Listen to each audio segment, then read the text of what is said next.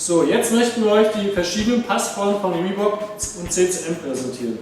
Die Reebok-Schlittschuhe sind im hinteren Bereich etwas enger geschnitten und werden nach vorne von der Weite her recht normal. Der Vorteil bei den Reebok-Schlittschuhen ist, durch das Locksystem sitzt die Ferse hinten fest drin und im oberen Bereich kann man die Schuhe individuell schnüren, sodass man seine eigene Passform selber herausfinden kann, entweder lockerer oder fester.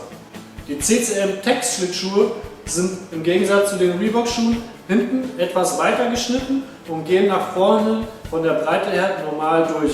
Dann haben wir noch die RBZ-Serie von CCM, die aus allen Modellen am weitesten geschnitten ist, gerade hinten im Fersenbereich bis vorne hindurch, bis zur Kappe, ist das der weiteste Schnitt aus der kompletten Serie von Reebok und CCM.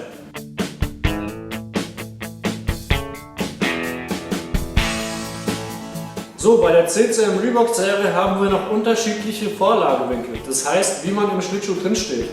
Mit einer Neigung mehr nach vorne oder mit einem mehr geraderen Stand in den Schlittschuhen. Die CCM RBZ Serie hat einen Vorlagewinkel von etwa 10 Grad, das heißt, man steht recht gerade in dem Schuh drin.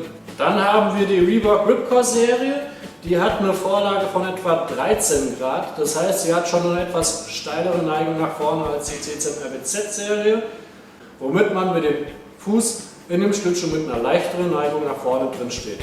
Den höchsten Vorlagewinkel hat die CCM Tex Serie von etwa 16 Grad. Dadurch steht man in dem Schuh viel weiter nach vorne geneigt als beim Reebok Ripcore oder der CCM RBZ Serie.